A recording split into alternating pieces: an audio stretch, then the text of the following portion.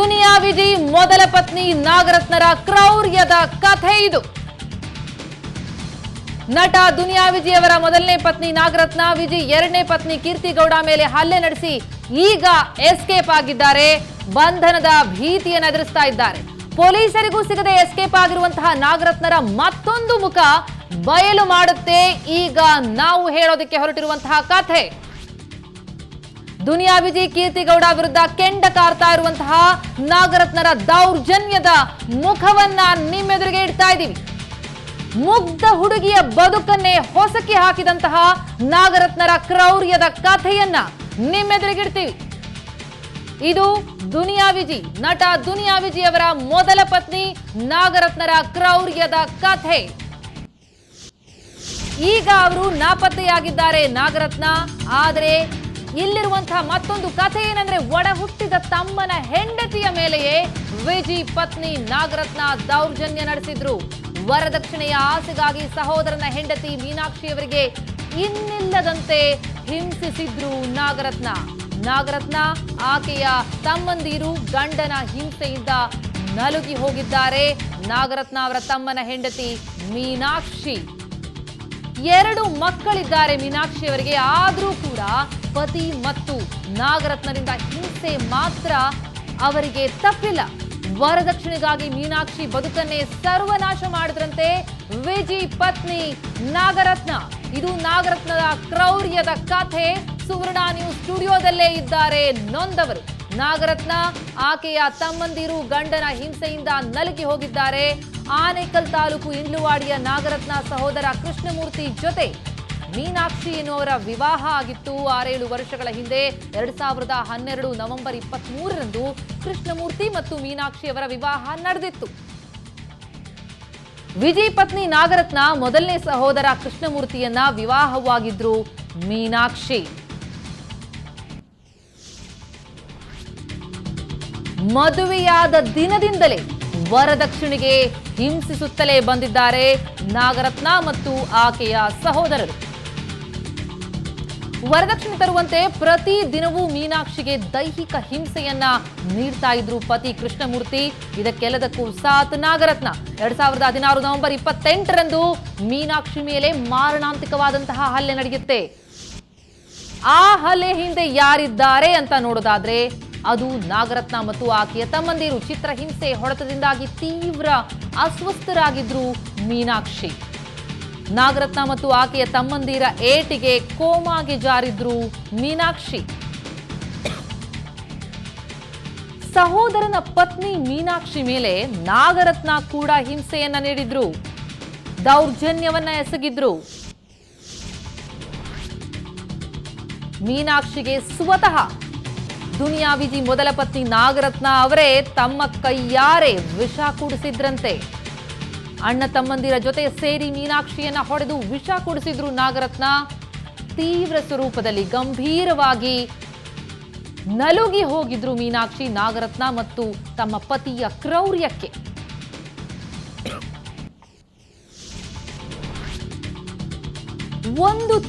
ಬರೋಬ್ಬರಿ ಒಂದು ತಿಂಗಳು ಬೆಂಗಳೂರಿನ ನಾರಾಯಣ ಹೃದಯಾಲಯದಲ್ಲಿ ದಾಖಲಾಗಿದ್ರು ಮೀನಾಕ್ಷಿ. ಸಾವು ಬದುಕಿನ ನಡುವೆ ಹೋರಾಟವನ್ನು ನಡೆಸ್ತಾ ಇದ್ರು. 2 ಮಕ್ಕಳ ಎದುರೇ ಮೀನಾಕ್ಷಿ ಮೇಲೆ ದೌರ್ಜನ್ಯ ನಡೆದಿತ್ತು. ಅದು ಅವರ ಪತಿ ಮತ್ತು ಪತಿಯ ಅಕ್ಕ ನಾಗರತ್ನರಿಂದ.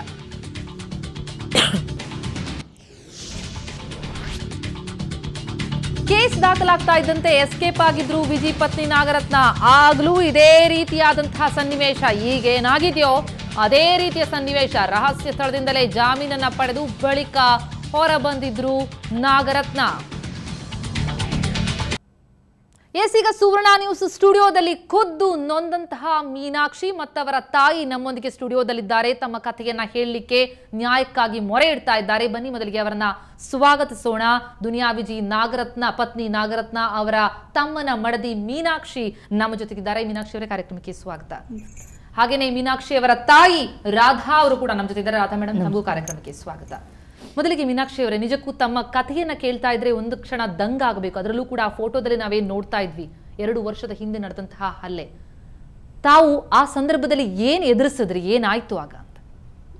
ಏನಾಯ್ತು ಅಂತ ಹೇಳೋದಕ್ಕೆ ಅದು ನೋವಾಗುತ್ತೆ. ಅವರಿಂದ ಅನುಭವಿಸಿರೋ ನೋವು ಅಂತ ಹೇಳೋದಕ್ಕೆ ಆಗಲ್ಲ, ಅಷ್ಟು ನೋವು ಕೊಟ್ಬಿಟ್ಟಿದ್ದಾರೆ. ಕೊನೆಗೆ ಕೊಲೆ ಮಾಡೋ ಪರಿಸ್ಥಿತಿನೂ ತಂದುಬಿಟ್ರು ಅವರು. 2 ಮಕ್ಕಳು, ಆ ಮಕ್ಕಳ ಮುಂದೆನೇ ಫಸ್ಟು ಕರ್ಕೊಂಡೋದ್ರು ದೊಡ್ಡಕ್ಕನ ಮನೆಗೆ, ಇಲ್ಲಿ ಹೆಬ್ಗೋಡಿಯಲ್ಲಿ ಕರ್ಕೊಂಡೋದ್ರು. ನನಗೆ ಏನೂ ಗೊತ್ತಿಲ್ಲ ವಿಚಾರ. ಕರ್ಕೊಂಡೋಗಿ ಎಲ್ಲ ಚೆನ್ನಾಗೇ ಮಾತಾಡಿದ್ರು. ಫಸ್ಟು ಊಟ ಮಾಡಿದ್ರಿ, ಊಟ ಮಾಡ್ತಾನೆ ನನಗೆ ಬೈಯೋದಕ್ಕೆ ಶುರು ಮಾಡಿದ್ರು. ನಾಗರತ್ನ ಅವರು ಮತ್ತು ಅವ್ರ ತಂಗಿ ಶಶಿಕಲಾ, ಅವ್ರ ಅಕ್ಕ ರಾಧಮ್ಮ, 3 ಜನ ಬೈಯೋದಕ್ಕೆ ಶುರು ಮಾಡಿದ್ರು. ಹಂಗೆ ಮಾಡ್ತೀಯ, ಹಿಂಗೆ ಮಾಡ್ತೀಯಂತೆ, ಏನು ಸಮಾಚಾರ ನಿಂದು, ಏನು ಕತೆ ನಿಂದು ಅಂತ ಬೈಯೋದಕ್ಕೆ ಶುರು ಮಾಡಿದ್ರು.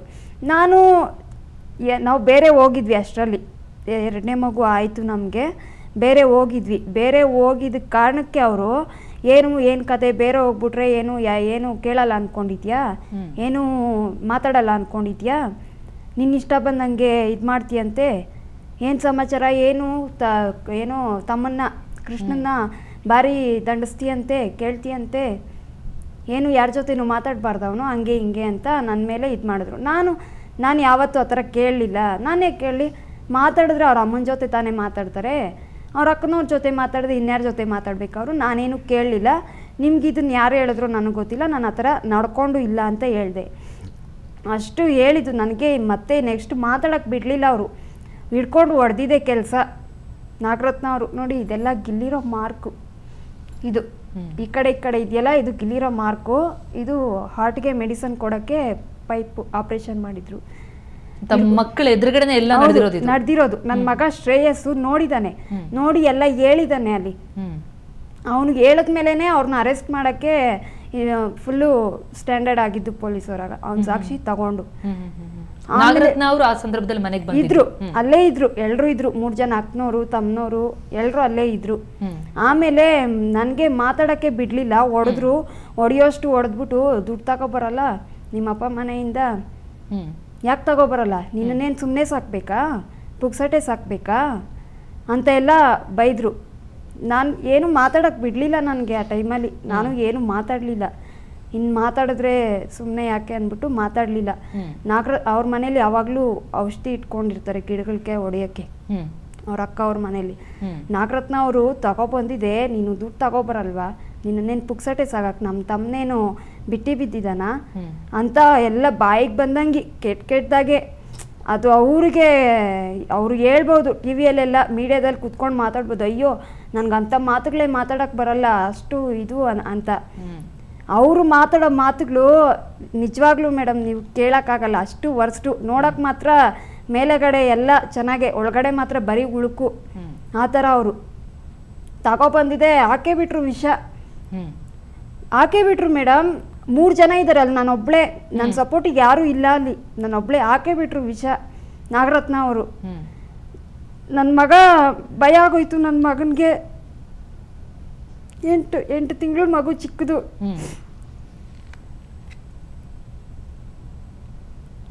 ಸತ್ತೇ ಹೋಗ್ಬಿಡ್ತೀನಿ, ಇನ್ನಿಲ್ಲ ನನ್ನ ಮಕ್ಕಳು ಯಾರು ನೋಡ್ತಾರೆ ಅನ್ಸ್ಬಿಡ್ತು. ಆ ಮಕ್ಕಳು ಅಷ್ಟು ಚಿಕ್ಕ ಮಕ್ಕಳು ಕಣ್ಣೆದುರುಗಡೆ ಇದ್ದಾರೆ. ಆ ಮಕ್ಕಳು ನೋಡಿನೂ ಅವ್ರಿಗೆ ಏನು ಅನಿಸ್ಲಿಲ್ಲ, ಅವ್ರಿಗೆ ಅಷ್ಟು ಕಟಕರು ಅವರು. ಒಂದು ಬೇರೆಯವ್ರ ಮನೆ ಹೆಣ್ಮಗಳು ಅಂತಂದ್ರೆ ಅಷ್ಟು ಕೇವಲ ಅವ್ರಿಗೆ. ಅವರು ಒಂದು ಹೆಣ್ಣಾಗಿ 2 ಹೆಣ್ಮಕ್ಳನ್ನ ಇಟ್ಕೊಂಡು ಅವರು ಅಷ್ಟು ಕೇವಲವಾಗಿ ನಡ್ಕೊಂಡ್ರು ಆ ರೀತಿ. ಅವತ್ತು ನಾನೊಬ್ಳೆ, ನನ್ನ ಕೈಲಿ ಏನು ಮಾಡೋಕ್ಕೂ ಆಗಲಿಲ್ಲ. ಎಲ್ಲರೂ ಅವರೆಲ್ಲ ಒಂದು, ನಾನೊಬ್ಳೆ ಏನು ಮಾಡಲಿ. ನಾನು ವಿಷ ಹಾಕ್ಬಿಟ್ಟಿದ್ದು ಇಮಿಡಿಯೇಟ್ಲೆ ಕಳಿಸ್ಬಿಟ್ರು ಇಂಗ್ಳವಾಡಿಗೆ. ನಮ್ಮ ಯಜಮಾನ್ರ ಜೊತೆ ಕರ್ಕೊಂಡೋಗು, ಇವಳನ್ನ ಕರ್ಕೊಂಡೋಗ್ತಾ ಇರು, ಕರ್ಕೊಂಡೋಗು ಮನೆಗೆ ಅಂತ. ಹಾಸ್ಪಿಟ್ಲಿಗೂ ಸೇರಿಸ್ಲಿಲ್ಲ ಮೇಡಮ್ ಅವರು, ಸೇರಿಸ್ಲಿಲ್ಲ. ಅಲ್ಲಿಂದ ಬಂದು ನಮ್ಮ ಯಜಮಾನ್ರು ಫೋನ್ ತಗೊಂಡು ಫೋನ್ ಮಾಡಿದ್ರೆ ನಮ್ಮ ಅಣ್ಣಗೆ, ನಮ್ಮ ಯಜಮಾನ್ರು ಫೋನ್ ಕಿತ್ಕೊಂಡು ಸ್ವಿಚ್ ಆಫ್ ಮಾಡಿಬಿಟ್ರು. ನೀವು ನಿಮ್ಮ ಅಣ್ಣನಿಗೆ ಫೋನ್ ಮಾಡ್ತಾ ಇದ್ರೆ ಸ್ವಿಚ್ ಆಫ್ ಮಾಡಿಬಿಟ್ರು ಫೋನು. ನಾನಷ್ಟೇ ಇನ್ನ ಬದುಕಲ್ಲ ಅಂತ ಅನ್ಕೊಂಡೇ ಬಿಟ್ಟೆ ನಾನು ಮೇಡಮ್. ನನ್ನ ಮಕ್ಕಳು ಒಂದು ಮಾತು ತಿಳಿಸಿಲ್ಲ ಮೇಡಮ್. ನನ್ನ ಮಕ್ಕಳು ಕಣ್ಣೆದುರುಗಡೆ ಇದ್ದಾರೆ, ನನಗೇನು ಮಾಡಬೇಕು ಅಂತ ಗೊತ್ತಿಲ್ಲ. ಅಯ್ಯೋ ಇವತ್ತು ನನ್ನ ಮಕ್ಕಳು ಅನಾಥರ ಆಗೋಗ್ಬಿಟ್ರೆ ಯಾರು ನೋಡ್ತಾರೆ ಅವ್ರನ್ನ, ಅಷ್ಟು ಚಿಕ್ಕ ಮಗು ಅದು. ನನಗೆ ಏನು ಮಾಡಬೇಕು ಆ ಟೈಮಲ್ಲಿ ಒಂಥರ ಫುಲ್ಲು ಇದು ಎದೆ ಎಲ್ಲ ಉರಿ ಬಂದ್ಬಿಡ್ತು ನನಗೆ. ಆಗಲಿಲ್ಲ, ಎದ್ದು ಕುತ್ಕೊಳಕ್ಕೂ ಆಗಲಿಲ್ಲ ನನಗೆ, ಉರಿ ಬಂದ್ಬಿಡ್ತು. ಆಮೇಲೆ ಅಲ್ಲಿ ಅಕ್ಕಪಕ್ಕ ಊರಾಗ್ನವ್ರು ನೋಡಿ ನಮ್ಮ ಯಜಮಾನ್ರನ್ನ ಬೈದು ವಿಷ ಕುಡ್ದು, ಅದು ಏನಂತ ಹೇಳಿದ್ದಾರೆ ಊರಲ್ಲಿ, ಅವಳೇ ವಿಷ ತಗೋಬಿಟ್ಟಿದ್ದಾಳೆ ಅಂತ ಹೇಳದ್ಮೇಲೆ ವಿಷ ತಗೊಂಡಿದ್ದಾಳೆ ಅಂತ ಅಂದ್ಬಿಟ್ಟು ಆರಾಮಾಗಿದ್ದೀಯಾ ನೀನು ಅಂತ ನಮ್ಮ ಯಜಮಾನ್ರನ್ನ ಬೈದು ಅವರು ಹಾಸ್ಪಿಟ್ಲಿಗೆ ಕರ್ಕೊಂಡೋದ್ರು. ಫಸ್ಟು ಗಂಗಾ ನರ್ಸಿಂಗ್ ಹೋಮ್ ಕರ್ಕೊಂಡೋದ್ರು ಆನೇಕಲ್ಲಲ್ಲಿ. ಅಲ್ಲಿ ಆಗಲ್ಲ ಅಂತ ಹೇಳ್ಬಿಟ್ರು ಡಾಕ್ಟ್ರು, ಇಲ್ಲಪ್ಪ ಆಗಲ್ಲ ಇಲ್ಲಿ ಅಂತ ಹೇಳ್ಬಿಟ್ರು. ಆಮೇಲೆ ಅಷ್ಟೇ ನನಗೆ ಆ ಹಾಸ್ಪಿಟ್ಲಿಗೆ ಕರ್ಕೊಂಡೋದ್ರು, ಅಷ್ಟೇ ನೆನಪು ನನಗೆ. ಇನ್ನೇನು ಜ್ಞಾನ ಗಂಡನೇ ಕರ್ಕೊಂಡು ಹೋದ್ರು ಅಲ್ಲಿಗೆ? ಇಲ್ಲ, ನಮ್ ಗಂಡ ಜೊತೆಲಿ ಇದ್ರು, ಊರಾಗ್ನವ್ರು ಇದ್ರಲ್ವಾ ಊರಿನವರು, ಅವ್ರ ಜೊತೆಲಿ ಇದ್ರು ನಮ್ಮ ಯಜಮಾನ್ರು. ಆಮೇಲೆ ಅಷ್ಟೇ ನನಗೆ ನೆನಪು, ಗಂಗಾ ನರ್ಸಿಂಗ್ ಹೋದ್ರು, ಅಲ್ಲಿ ಆಗಲ್ಲ ಅಂತ ಹೇಳ್ತಾ ಇದ್ದಾರೆ, ಅಷ್ಟೇ ನೆನಪು ನನಗೆ, ಜ್ಞಾನ ತಪ್ಪೋಯ್ತು. ಆಮೇಲೆ ಅಲ್ಲಿಂದ ನಾರಾಯಣ ಹೃದಯಾಲಯಕ್ಕೆ ಕರ್ಕೊ ಬಂದಿದ್ದಾರೆ. ಆಮೇಲೆ ಏನಾಯ್ತು ಅಂತ ನನಗೆ ಗೊತ್ತಿಲ್ಲ. ಎಸ್, ನಾವು ಕೇಳ್ತಾ ಇದ್ದೀರಲ್ಲ ವೀಕ್ಷಕರೇ, ಅಂದ್ರೆ ಎಂತಹದೊಂದು ಕ್ರೌರ್ಯ ಅಂತ. ತಮ್ಮ ರಕ್ತ ಸಂಬಂಧಿಯ ಮಡದಿಗೆ ಇಂತಹದೊಂದು ಕಾರ್ಯವನ್ನ ಮಾಡ್ತಾರೆ, ದೌರ್ಜನ್ಯವನ್ನ ಎಸಗ್ತಾರೆ, ವಿಷಪ್ರಾಶನ ಮಾಡ್ತಾರೆ ಅಂತಂದ್ರೆ ಇದು ನಾಗರತ್ನ ಅವರ ಇನ್ನೊಂದು ಮುಖವನ್ನ ಅವರ ನಾದಿನಿ ಬಯಲು ಮಾಡ್ತಾ ಇರುವಂಥದ್ದು. ಅವರಿಗೆ ಮಾರಣಾಂತಿಕ ಹಲ್ಲೆಯನ್ನ ನಡೆಸಿ ವಿಷಪ್ರಾಶನವನ್ನ ಮಾಡ್ತಾರೆ. ಮುಂದೇನಾಗುತ್ತೆ?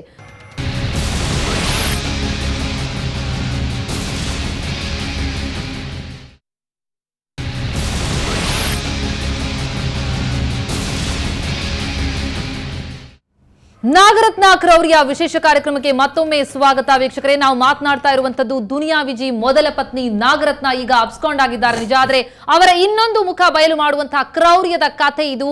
ಅವರ ತಮ್ಮನ ಹೆಂಡತಿಯ ಮೇಲೆ ಮಾರಣಾಂತಿಕವಾಗಿ ಹಲ್ಲೆಯನ್ನ ನಡೆಸಿದ್ರು. ಅದರ ಬಗ್ಗೆ ನೊಂದಂತಹ ಮೀನಾಕ್ಷಿ ಅವರೇ ನಮ್ಮ ಜೊತೆ ಕಥೆಯನ್ನ ಹೇಳ್ತಾ ಇದ್ದಾರೆ. ಬನ್ನಿ ಅವರೊಂದಿಗೆ ಮಾತುಕತೆಯನ್ನ ಮುಂದುವರಿಸೋಣ. ಮೀನಾಕ್ಷಿ ಅವರೇ, ತಾವು ಹೇಳ್ತಾ ಇದ್ರಿ ಯಾವ ಮಟ್ಟಿಗೆ ಹಲ್ಲೆ ನಡೀತು ಅಂತ. ತಾವು ಮತ್ತೆ ನಾರಾಯಣ ಹೃದಯಾಲಯಕ್ಕೆ ಅಲ್ಲಿ ಅಡ್ಮಿಟ್ ಆದ್ರಿ. ಈಗ ನಿಮ್ಮ ಕತ್ತಿನ ಮೇಲೆ ಗಾಯದ ಗುರುತುಗಳಿದೆ, ಮಾರ್ಕ್ಗಳಿದೆ, ಏನದು? ಇದು ಈ ಕಡೆ 4 ಮಾರ್ಕ್ ಇರೋದು. ಅವರು ಈ ತರ ಕತ್ತಿಸ್ಕಕ್ ಬಂದಿರೋದು. ಇದು ಅಡ್ಮಿಟ್ ಆದಾಗ್ಲೇ ಅದು ಮಾರ್ಕ್ ಇತ್ತು. ಅದು ಇಲ್ಲಿರೋ ಮಾರ್ಕ್ 2 ವರ್ಷ ಆಗಿದೆ. ಈಗಲೂ ಅದು ಯಾವ ತರ ಕಾಣ್ತಾ ಇದೆ ಅಂದ್ರೆ, ಅವ್ರು ನನ್ನ ಮೇಲೆ ಎಷ್ಟು ಯಾವ ತರ ಹಲ್ಲೆ ಮಾಡಿರ್ಬೋದು. ಇದು ಆಪರೇಷನ್ ಮಾಡಿರೋದು, ಹಾರ್ಟ್ಗೆ ಮೆಡಿಸನ್ ಕೊಡಕ್ಕೆ ಆಪರೇಷನ್. ಬದುಕೋದೇ ಇಲ್ಲ ಅಂತ ಹೇಳ್ಬಿಟ್ರು ಡಾಕ್ಟ್ರು. ನೋಡೋಣ ಆಪರೇಷನ್ ಮಾಡೋಣ, ಮಾಡಿದ್ರು ಬದುಕ್ತಾಳೋ ಇಲ್ವೋ ಗೊತ್ತಿಲ್ಲ ಅಂತ ಹೇಳಿ ಸೈನ್ ಮಾಡಿಸ್ಕೊಂಡು ಆಪರೇಷನ್ ಮಾಡಿ ಹಾರ್ಟ್ಗೆ ಮೆಡಿಸನ್ ಕೊಟ್ರು. ಆಮೇಲೆ ನನಗೆ ಒಂದು ತಿಂಗಳಿಗೆ ಜ್ಞಾನ ಬಂತು. ಬಂದ ಮೇಲೆ ಎಲ್ಲರೂ ಬಂದ್ರು, ಅಪ್ಪ ಅಮ್ಮ, ನಮ್ಮ ಅಕ್ಕ, ನಮ್ಮ ಅಕ್ಕನವರು, ನಮ್ಮ ಭಾವ. ನನ್ನ ಮಕ್ಕಳನ್ನ ಒಳಗಡೆ ಬಿಡ್ಲಿಲ್ಲ, ICU ಒಳಗಡೆ ಬಿಡ್ಲಿಲ್ಲ ಮಕ್ಕಳನ್ನ, ಭಯ ಪಡ್ತಾರೆ ಅಂದ್ಬಿಟ್ಟು. ಸರಿ ಅಂದ್ಬಿಟ್ಟು ನನಗೆ ಎಲ್ಲರೂ ಬಂದರು. ನಮ್ಮ ಯಜಮಾನ್ರು ಯಾಕೆ ಬರಲಿಲ್ಲ ಕೇಳಿದೆ ನಾನು, ಯಾಕೆ ಬರಲಿಲ್ಲ, ಯಾಕೆ ಬರ್ತಾ ಇಲ್ಲ ನಮ್ಮ ಯಜಮಾನ್ರು, ಕರೆಸಿ ಅವ್ರನ್ನ ನೋಡಬೇಕು, ನಾನು ಅವ್ರ ಜೊತೆ ಮಾತಾಡಬೇಕು, ಕರೆಸಿ ಅಂತಂದೆ. ಕರೆಸ್ಲಿಲ್ಲ, ಯಾರೂ ಕರೆಸ್ಲಿಲ್ಲ, ಆಗಲ್ಲ. ನನಗೆ ಏನು ಹೇಳಿಲ್ಲ ಈ ಥರ ಸರೆಂಡರ್ ಆಗಿದ್ದಾರೆ. ಮತ್ತೆ ನನಗೆ ಏನಾಗುತ್ತೆ ಅನ್ನೋ ಭಯದಲ್ಲಿ, ಯಾಕಂದರೆ ನಾನು ನಮ್ಮ ಯಜಮಾನ್ರ ಮೇಲೆ ಅಷ್ಟು ಪ್ರೀತಿ ಇಟ್ಕೊಂಡಿದ್ದೆ, ಅವ್ರಿಗೇನಾದ್ರೂ ನಾನು ಸಹಿಸ್ಕೊಳ್ತಾ ಇರಲಿಲ್ಲ. ಅವ್ರು ಎಷ್ಟೇ ಹೊಡಿಲಿ ಏನೇ ಮಾಡಲಿ ಅವ್ರಿಗೇನಾದ್ರೂ ನಾನು ಸಹಿಸ್ಕೊಳ್ತಾ ಇರಲಿಲ್ಲ. ಜೈಲ್ಗೆ ಹೋಗಿದ್ದಾರೆ ಅಂತ ನಮ್ಮ ಮನೇಲಿ ಯಾರು ಹೇಳಿಲ್ಲ ಮೇಡಮ್ ನನಗೆ. ನನ್ನ ಮನೆಗೆ ಹೋಗೋವರೆಗೂ ನನಗೆ ವಿಷಯನೇ ಗೊತ್ತಿಲ್ಲ. ಅಂದ್ರೆ ನಿಮ್ಗೆ ವಿಷ ಹಾಕಿದ್ರಿಂದಾಗಿ ನಿಮ್ಗೆ ಹೃದಯ ಭಾಗಕ್ಕೆ ಸಮಸ್ಯೆ ಆಗಿತ್ತಾ? ಲಂಗ್ಸ್ ಫುಲ್ಲು ಬರ್ನ್ ಆಗೋಗಿತ್ತಂತೆ, ಲಂಗ್ಸ್ ಎಲ್ಲ ಬರ್ನ್ ಆಗೋಗಿತ್ತಂತೆ.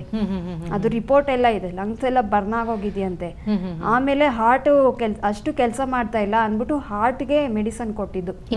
ಮತ್ತೆ ಹಾರ್ಟ್ ನ ರೆಡಿ ಮಾಡಿರೋದು, ಹಾರ್ಟ್ ವೀಕ್ ಇದೆ, ಈಗಲೂ ವೀಕ್ ಹಾರ್ಟ್ ನ ರೆಡಿ ಮಾಡಿರೋ, ಹಾರ್ಟ್ಗೆ ಮೆಡಿಸನ್ ಕೊಟ್ಟು ಈ ರೀತಿ ನಾನು ತಯಾರು ಮಾಡಿದ್ದಾರೆ ಡಾಕ್ಟರ್. ಸಾವನ್ ಗೆದ್ದು ಬಂದಿದೆ. ಹೌದು ಮೇಡಮ್. ಆ ಮಕ್ಕಳಿಗೋಸ್ಕರ ದೇವ್ರು ನನ್ನನ್ನ, ಆ ಮಕ್ಕಳಿಗೋಸ್ಕರ ತಾಯಿಯಾಗಿರು, ಆ ಮಕ್ಕಳುಗಳು ಮಕ್ಕಳನ್ನು ಜೊತೆಲಿ ಎತ್ಕೊಂಡು ಹೋಗ್ಬಿಟ್ಟಿದ್ದಾರೆ, ಎಸ್ಕೇಪ್ ಆಗ್ಬಿಟ್ಟಿದ್ದಾರೆ ಅವರು. ಮಕ್ಕಳನ್ನು ಜೊತೆಲಿ ಎತ್ಕೊಂಡು ಎಲ್ಲಿ ಹೋಗಿದ್ದಾರೆ ಅಂತ ಗೊತ್ತಿಲ್ಲ. ಈ ಕಡೆ ಮಕ್ಕಳನ್ನ ಹುಡ್ಕೋದ, ನನ್ನನ್ನು ಉಳಿಸ್ಕೊಳ್ಳೋದ, ಮಕ್ಕಳೇನಾಗಿದ್ದಾವೆ ಅಂತ ನಮ್ಮನೆಯವ್ರಿಗೆ ಭಯ. ಅಷ್ಟು ಚಿಕ್ಕ 8 ತಿಂಗಳು ಮಗು, ಅದು ಅನ್ನ ತಿನ್ನಲ್ಲ, ಅದು ಮಗು ಅನ್ನ ತಿನ್ನೋದಕ್ಕೆ ಬರಲ್ಲ, ಅದಕ್ಕೆ ಹಾಲು ಕೊಟ್ರೆ ಹಾಲು ಕೊಡ್ಬೇಕು ಅಂತ ಮಗುನ ಎತ್ಕೊಂಡು ಎಲ್ಲೋ ಹೋಗ್ಬಿಟ್ಟಿದ್ದಾರೆ. ಹುಡ್ಕಿ ಹುಡ್ಕಿ ಅವರೇ ಸಾಕಾಗ್ಬಿಟ್ಟು ಬರ್ಲಿ, ಯಾವಾಗ ಬರ್ತಾರೋ ಬರ್ಲಿ, ಮಕ್ಕಳಿಗೆ ಏನಾದ್ರು ಹೆಚ್ಚು ಕಡಿಮೆ ಆಗಿದ್ರೆ ನೋಡೋಣ ಅಂತಂದ್ಬಿಟ್ಟು ಸುಮ್ಮನಾದ್ರು. ನನ್ನನ್ನು ಫಸ್ಟ್ ಅವಳು ಬದುಕಲಿ ಅಂತಂದ್ಬಿಟ್ಟು. ಆಮೇಲೆ ಬಂದು ಸರೆಂಡ್ರು, ಯಾರು ಎಷ್ಟು ಜನದ ಮೇಲೆ FIR ಫೈಲ್ ಮಾಡಿದ್ಮೇಲೆ ಅವರು ಅಕ್ಕನವರು 3 ಜನನ ಸರೆಂಡರ್ ಮಾಡ್ಬಿಟ್ರು. ಅವ್ರು ಸರೆಂಡರ್ ಆಗ್ಲಿಲ್ಲ, ಮಕ್ಕಳನ್ನ ಕೊಟ್ಬಿಟ್ಟು ಮಕ್ಕಳನ್ನ ಪೊಲೀಸರ ಎದುರುಗಡೆನೆ ನಮ್ಮ ಅಕ್ಕ ಅವ್ರ ಕೈಗೆ ಕೊಟ್ಬಿಟ್ರು. ಕೊಟ್ಬಿಟ್ಟು ಅವ್ರು ಸರೆಂಡರ್ ಆದ್ರು. ಅಲ್ಲ, ಈಗ ನೀವು ಕೋಮಾದಲ್ಲಿದ್ರಿ, ಆ ಸಂದರ್ಭದಲ್ಲಿ ವಿಷಯ ಏನಾಗಿದೆ ಅಂತ ಅನ್ನೋದು ಹೇಗ್ ಗೊತ್ತಾಯ್ತು? ನಿಮ್ಮ ಮಕ್ಳು ಹೇಳಿದ್ದ? ನನ್ ಮಗ ಶ್ರೇಯಸ್ ಏನಂತ ಹೇಳ್ದ? ಈ ತರ ಎಲ್ಲೋಗಿದ್ರಿ ಅಂತ ಕೇಳಿದರೆ, ಈ ತರ ಕಂಸಂದ್ರಕ್ ಹೋಗಿದ್ರಿ, ಯಾರ್ಯಾರು ಹೋಗಿದ್ರಿ ಅಂದಿದ್ದಕ್ಕೆ ಪಪ್ಪನು ನಾನು ಮಮ್ಮಿ ಕೃತಿಕ್ನು ಅಂತ ಹೇಳಿದಾನೆ. ನನ್ ಚಿಕ್ಕ ಮಗ ಕೃತಿಕ್ ಹೇಳಿದಾನೆ. ಏನಾಯ್ತಪ್ಪ ಅಲ್ಲಿ ಅಂತ ಕೇಳಿದ್ರೆ, ಎಲ್ಲ ಹೊಡೆದ್ರು, ಮಮ್ಮಿನ ಹೊಡೆದ್ರು, ದೊಡ್ಡತ್ತೆ, ಪಿಚೇರತ್ತೆ ಅಂದ್ರೆ ನಾಗರತ್ನ ಅವರು, ಮತ್ತೆ ಶಶಿ ಅತ್ತೆ ಎಲ್ಲ ಹೊಡೆದ್ರು ಅಂತ ಹೇಳಿದಾನೆ. ಎಲ್ಲ ಹೊಡೆದು ಬಾಯಿಗೆ ಏನೋ ಹಾಕಿದ್ರು. ಅದೇ ನಮ್ಗೆ ಇಷ್ಟ ಗೊತ್ತಾಗಿದ್ದು. ಆಮೇಲೆ ಆಗ್ಲೇ ಅದು ಕೇಸ್ ಕಂಪ್ಲೇಂಟ್ ಕೊಟ್ಟಿದ್ರು ಅದಕ್ಕೆ ಮುಂಚೆ. ಆಮೇಲೆ ಮಗುನ ಕೇಳಿದ್ಮೇಲೆ ಪೊಲೀಸವ್ರಿಗೆ ಇದನ್ನೆಲ್ಲ ತೋರ್ಸಿದ್ಮೇಲೆ ಅವ್ರು ಫುಲ್ ಸ್ಟ್ಯಾಂಡರ್ಡ್ ಆಗಿ ತಗೊಂಡು ಅವ್ರನ್ನ ಅರೆಸ್ಟ್ ಮಾಡಕ್ಕೆ ನೋಡಿದ್ರು, ಹುಡುಕಿದ್ರು. ಅವರು ಹುಡುಕಿದ್ದಾರೆ, ಸಿಗ್ಲಿಲ್ಲ. ಅವರು ಎಲ್ಲಿದ್ದಾರೆ ಅಂತ ಹುಡುಕ್ತಿರಿ. ಈಗ ನೀವು ಆ ಸಂದರ್ಭದಲ್ಲಿ ಚಿಕಿತ್ಸೆ ತೆಗೆದುಕೊಳ್ತಾ ಇದ್ದಂತ ಸಂದರ್ಭದಲ್ಲಿ ಏನ್ ಅನಿಸ್ತಾ ಇತ್ತು ಅಂದ್ರೆ, ನಿಮ್ಗೆ ಮೊದಲೇ ಇದೊಂಥರ ಸಾವು ಹತ್ತಿರ ಬಂದಿದೆ ಅಂತ ಅನ್ನುವಂತ ಹಾಗೆ ಅನಿಸ್ತಾ ಇತ್ತು ಅಂತ ಹೇಳ್ತಾ ಇದ್ರಿ. ಭಯ ಇತ್ತ? ಭಯ ಅಂತಂದ್ರೆ ಏನ್ ಗೊತ್ತಾ, ಅಲ್ಲಿ ನಮ್ಮ ಯಜಮಾನ್ರನ್ನ ಕರ್ಕೊಬಂದು ತೋರಿಸ್ಲಿಲ್ಲ, ನನ್ ಜೊತೆ ಮಾತಾಡಿಸ್ಲಿಲ್ಲ. ಏನಾಗಿರ್ಬೋದು ಅನ್ನೋದು ಮಕ್ಳದ್ದು ಒಂದ್ ಕಡೆ ಯೋಚನೆ. ಮಕ್ಳೇನಾಗಿದ್ದಾರೆ, ನನ್ಗೆ ವಾಯ್ಸ್ ಬರ್ತಾ ಇರ್ಲಿಲ್ಲ, ಮತ್ತೆ ಎದ್ದು ಓಡಾಡಕ್ಕೂ ಆಗ್ತಾ ಇರ್ಲಿಲ್ಲ. 6 ತಿಂಗಳು ಮಲಗಿದತ್ರನೇ 6 ತಿಂಗಳು. ಯಾಕಂದ್ರೆ 1 ತಿಂಗಳು ಊಟ ನೀರು ಏನು ಇಲ್ದೆ ಫುಲ್ ಕೋಮಾದಲ್ಲಿದ್ನಲ್ಲ, ಅದ್ರಿಂದ ನನ್ಗೆ ಏನು ರಿಯಾಕ್ಟ್ ಇರ್ಲಿಲ್ಲ. ಏನಿದ್ರು ಸುಮ್ನೆ ಕೈ ಅಷ್ಟೇ ಕೇಳ್ತಾ ಇದ್ದೆ. ಏನಾದ್ರು ಬರೆಯಕ್ಕೂ ಆಗ್ತಿರ್ಲಿಲ್ಲ. ಏನಾದ್ರು ಹೇಳಿದ್ರೆ ಅವ್ರ ಹಂಗೆ ನಿಧಾನವಾಗಿ ಅರ್ಥ ಮಾಡ್ಕೊಂಡು ಕೇಳೋರು. ಮಕ್ಕಳು ಫಸ್ಟೇ ಹೇಳೋರು, ಮಕ್ಕಳು ನಮ್ಮ ಹತ್ರ ಇದಾವೆ, ನಮ್ ಜೊತೆ ಇದಾವೆ ಮಕ್ಕಳು, ನಿನ್ ಮಕ್ಕಳ ಬಗ್ಗೆ ಯೋಚನೆ ಮಾಡ್ಬೇಡ, ಫಸ್ಟ್ ನೀನು ರೆಡಿ ಆಗು, ನೀನ್ ಹುಷಾರಾಗಿ ಬಾ, ನಿನ್ ಮಕ್ಳಿಗೆ ತಾಯಾಗಿರ್ಬೇಕು, ನಿನ್ ಗಂಡ ಎಲ್ಲೂ ಹೋಗಿಲ್ಲ, ಇಲ್ಲೇ ಇದ್ದಾನೆ, ಅವನ್ಗೇನು ಆಗಿಲ್ಲ, ಚೆನ್ನಾಗಿದ್ದಾನೆ ಅಂತಾನೆ ನನಗೆ ಧೈರ್ಯ ಹೇಳಿದ್ರು. ಎಸ್,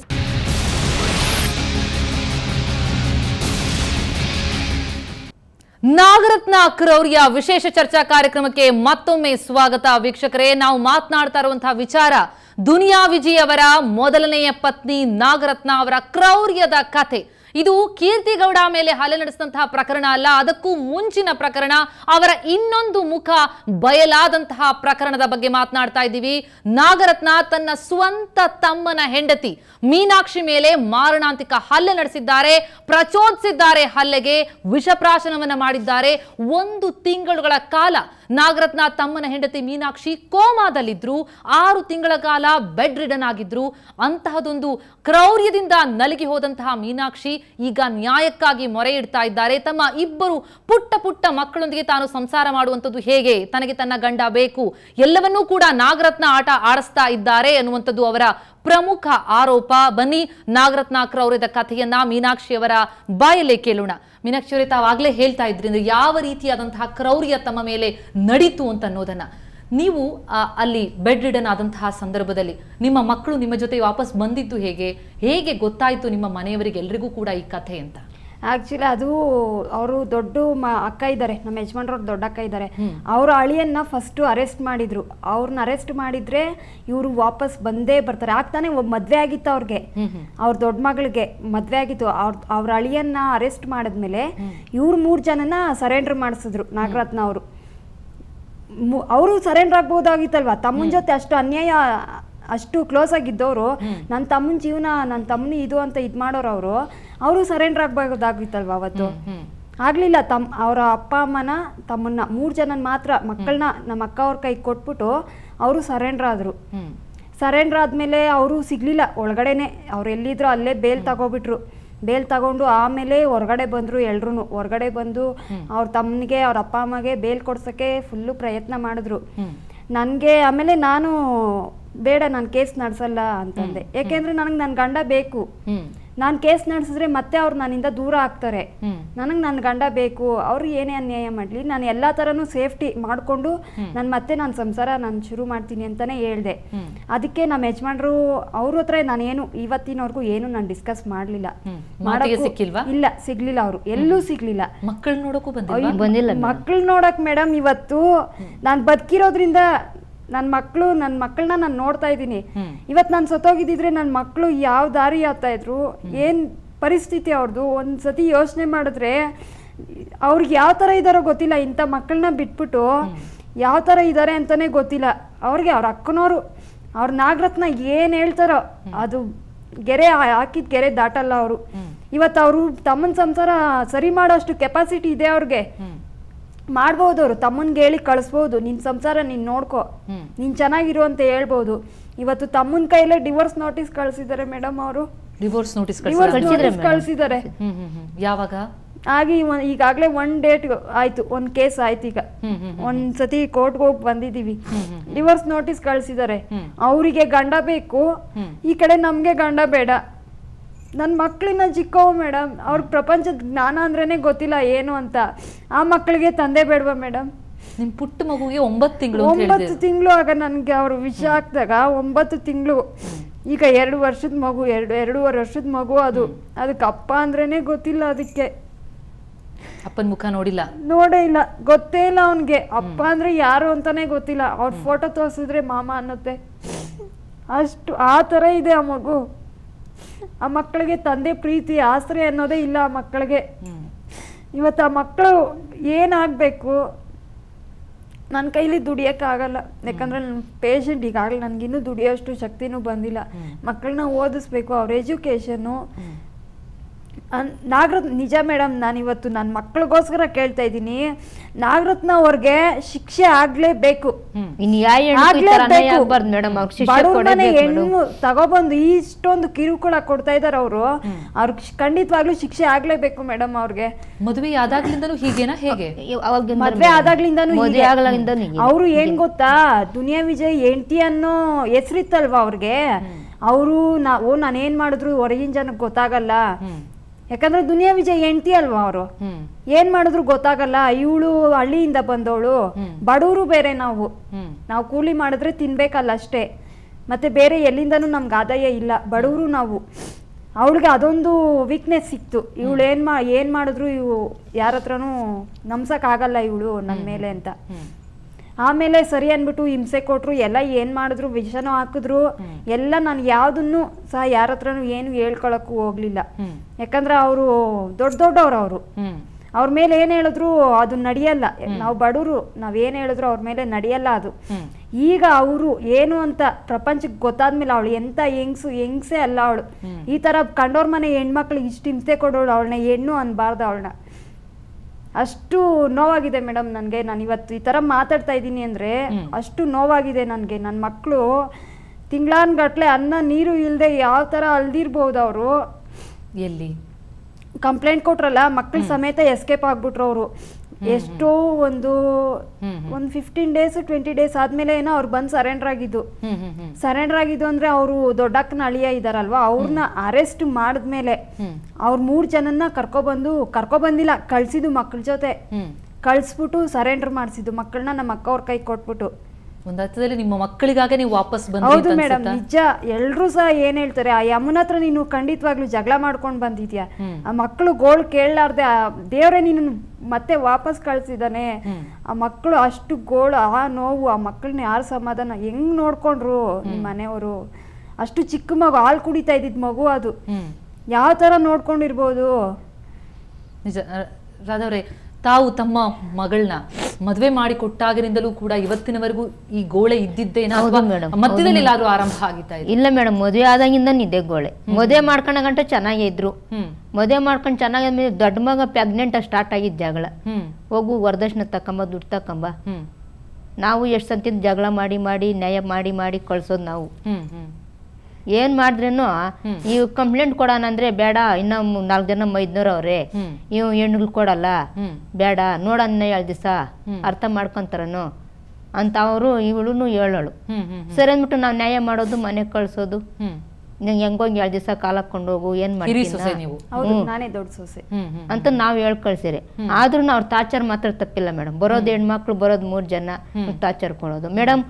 ಯಾವಾಗ ನಾವು ಕರೆಯಕ್ ಹೋದಾಗ ಕಳಿಸ್ತಾ ಇರಲ್ಲ ಮೇಡಮ್. ಅವ್ರ ಅಕ್ಕನವ್ರು ಹೇಗ್ ಕಳಿಸ್ಬೇಡ, ಕೃಷ್ಣಮೂರ್ತಿ ಏನ್ಕೊ ಕಳ್ಸೋದು ನೀನ್ ನೋಡ್ ಮನ್ಕೆ. ಅಂದ್ರೆ ಅಲ್ಲಿ ಆ ಮನೇಲಿ ಎಲ್ಲವೂ ಕೂಡ ನಡೆಯುವಂತದ್ದು ಮುಂದಾಳತ್ವ ಎಲ್ಲದಕ್ಕೂ. ಯಾಕಂದ್ರೆ ಅವ್ರಿಗೆ ಈ ಕಡೆ ಗಂಡ ದುಡ್ಡು ಕೊಡೋರಲ್ವಾ, ದುಡ್ಡು ಆಗ ಈ ಕಡೆ ಅವ್ರ ಮನೆಯಿಂದ ಅದ್ ಹೆಂಗ್ ತಗೊಬರ್ತಾ ಇದ್ರು ಅಂತ ಗೊತ್ತಿಲ್ಲ. ದುಡ್ಡು ತಗೊಬರೋರು ಇಲ್ಲೆಲ್ಲ ಕೊಡೋರು, ದುಡ್ಡಿನ ಆಸೆ ತೋರಿಸಿದ್ರು ಮೇನ್. ಆದ್ರೂ ನಿಮ್ಮ ಹತ್ರ ದುಡ್ಡನ್ನು ಕೇಳ್ತೀವಿ. ಹೌದು ಹೌದು, ನಮ್ಮ ಹತ್ರ ಕೇಳೋರು. ಯಾಕಂದ್ರೆ ಅವ್ರಿಗೆ ದುಡ್ಡು ಅನ್ನೋದು ಅವ್ರಿಗೆ ಮುಂಚೆಯಿಂದಾನು ಬಂದಿದ್ರೆ ಇಷ್ಟ ಆಡ್ತಾ ಇರ್ಲಿಲ್ಲ. ಸೆಂಟ್ರಲ್ ಬಂದಿದಲ್ವಾ ಅವ್ರಿಗೆ, ಅದಕ್ಕೋಸ್ಕರ ಅವರು ದುಡ್ಡು ದುಡ್ಡು ದುಡ್ಡು ದುಡ್ಡು, ಪ್ರಾಣ ಹೋದ್ರು ಪರವಾಗಿಲ್ಲ ದುಡ್ಡು. ನಿಮ್ ಮಗಳಿಗೆ ಅಷ್ಟು ಮಾರಣಾಂತಿಕವಾಗಿ ಹಲ್ಲೆ ಮಾಡಿದ್ರು, ಅಂದ್ರೆ ಕೋಮಾದಲ್ಲಿದ್ರು, ಆ ಸಂದರ್ಭದಲ್ಲಿ ನಿಮ್ ಮಗಳು ನೋಡಿದಾಗ ಏನ್ ಅನ್ಸ್ತು ನಿಮ್ಗೆ? ಉಳಿಸ್ಕೊಳ್ತೀವಿ ಅಂತ ಅನ್ಸಿತ್ತಾ? ಹೌದು ಮೇಡಮ್, ಉಳಿಸ್ಕೊಬೇಕಂತಾನೆ ಮೇಡಮ್ ನಾವು ಅಷ್ಟು ಓಡಾಡಿದ್ದು.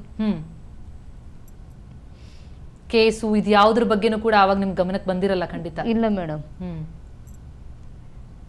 ಇಬ್ಬರು ಮಕ್ಕಳು, ಪುಟ್ಟ ಪುಟ್ಟ ಮಕ್ಕಳು, ತಾಯಿ ಆ ರೀತಿ ಚಿಕಿತ್ಸೆ ಪಡಿತಾ ಇದ್ದಾರೆ, ಅವ್ರಿಗೆ ಈ ಕಡೆ ಏನಾಗ್ತದೆ ಅನ್ನೋದ್ರ ಬಗ್ಗೆ ಅರಿವೇ ಇಲ್ಲ. ಹೇಗ್ ನೋಡ್ಕೊಂಡ್ರಿ ಅವ್ರನ್ನ? ಎಲ್ಲ ದೇವ್ರು ಮೇಡಮ್, ದೇವ್ರೇ ಇವತ್ತು ಅವಳು ಜೀವ ಕೊಟ್ಟು ಉಳಿಸಿರೋದು ಮೇಡಮ್. ಕೈ ಬಿಟ್ಬಿಟ್ಟಿದ್ರೆ ಮೇಡಮ್ ಬದುಕಲ್ಲ. ಎಷ್ಟೇ ಖರ್ಚಾಗ್ಲಿ ಕೂಲಿ ನಾಲಿ ಮಾಡಿ ಏನೇ ಬಾದಿ ಬಿದ್ದಿ ಉಳಿಸ್ಕೊಬೇಕು. ಮಕ್ಕಳು ತಾಯಿಯಾಗಿರ್ಲಿ ಓಡಾಟ ಮಾಡಿದ್ರಿ ನಾವು.